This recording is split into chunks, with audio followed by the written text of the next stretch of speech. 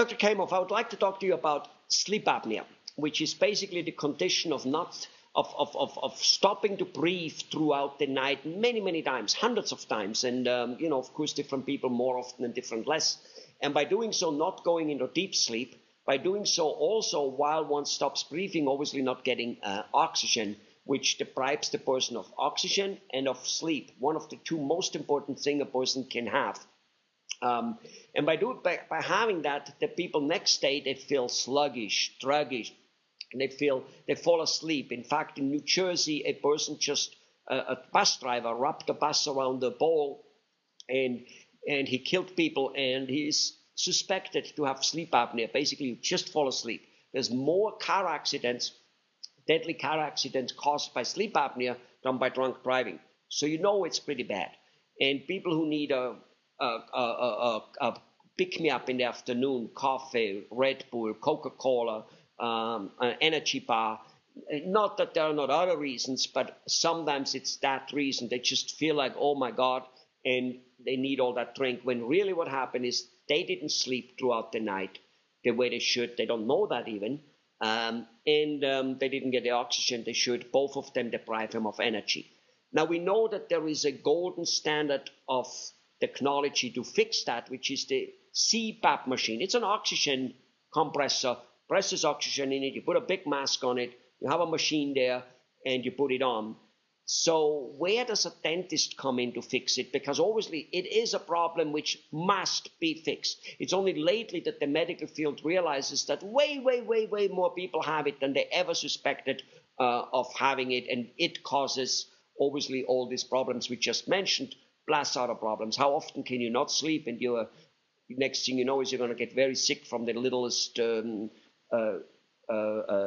storm, flu, or whatever it is, because your body is weak and tired. So where does a dentist come in fixing that?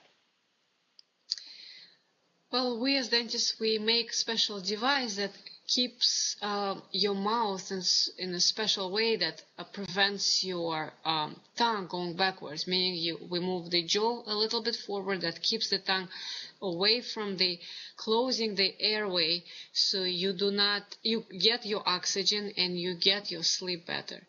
So you actually do not snore anymore, and you sleep in a more peaceful way.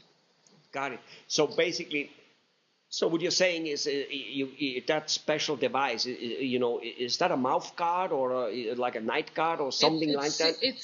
It's similar to, it's a special mouth guard that keeps your jaw in a way that moves the lower jaw forward to keep the tongue away from the airway. So it gives you more way to breathe. Mm-hmm. So you are saying that I think you said, correct me if I'm wrong here, that you said it also fixes the snoring. Is there a correlation with people who snore having sleep apnea, or people who have sleep apnea having snoring? Is there some correlation to that? There is a correlation that snoring causes sleep apnea. Doesn't mean that every person who snores gets sleep apnea, but every person with sleep apnea has snoring. Really? So obviously that's if you have a spouse, then that's a double whopper. Number one, the spouse has an energetic spouse next day who doesn't fall asleep half and is cranky because he is not so full of energy. And on top of it, he or she can sleep herself because the other guy doesn't snore, the other person. And that looks like by itself pretty good thing. So how does this dental device, this sleep apnea, compare to the CPAP machine, the compressor which presses air in it? How do those two compare? Both of the devices, they provide oxygen to the patient, so that what keeps the patient breathe better to prevent the sleep apnea. But to go to the special place to get that machine with the mask, it's a hassle. Here it's very convenient in your own home, in your own bed. You just put the mouth guard in and have a good night's sleep. So, I mean, obviously this machine, a person takes it home also, but it's big and bulky and difficult to wear. That's basically what you say. It's big and bulky and noisy. So your spouse actually gets frustrated and gets her sleep apnea because of the noise that you create. I see. So yeah. Yeah, well, it obviously doesn't look very comfortable to have to wear a machine with a hose going away, but probably you can't really toss and turn. Where if you have a mouth guard in it, you can toss and turn and sleep wherever, whichever way you want, right? Yes. Yes. You can turn and toss and turn and just enjoy your sleep. And wonderful. Now, actually, is it? Let's just say for people who travel, not just once a year on vacation, even though that's enough, but some people travel more than others on an airplane and or in hotels and whatever. It's obviously way more difficult to carry that honky Big machine machines, around, yes. even if you are getting used. Because I've heard that lots of people who use the CPAP machine, they have it and they stop using it because it's too expensive. It's not expensive, but yes, it's expensive too compared. But they bought it, they have it, and it's just too inconvenient. Yes. But there's the other part of the people who travel. They need to bring that bulky machine, even though they make them relatively small these days, but it's still bulky. It's still cumbersome to carry around.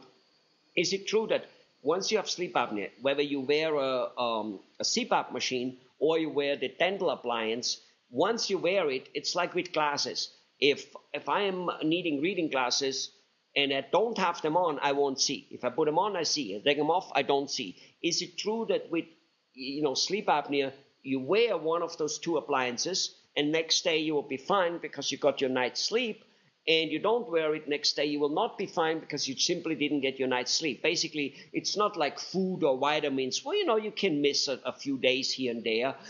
You're fine because you have something built up. This is not a built up. This is like with glasses or with lenses. You put them on, you see. You don't take them off, you don't see. Simple. Is it true that this is like that? Yes, it is. If you use the machine,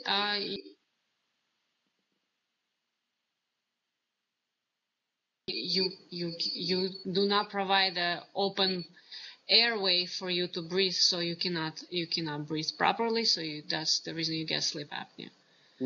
So With very the, obviously now for the traveling people, it's a lot better to have this dental device, because you put it in a bucket and that you move. It's small, super small. It's super small. Basically it's a mouth guard that keeps you breathe better. Well, all right.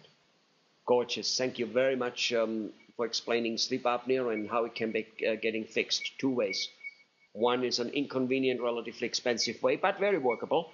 And the other one is with the dentist, much cheaper, inconvenient, and also workable. And it, instead of having the noise of the machine, which wakes the spouse up, now you have somebody who sleeps quietly. A quiet night's sleep for everybody. No snoring. Thank you very much. Yes. You're welcome.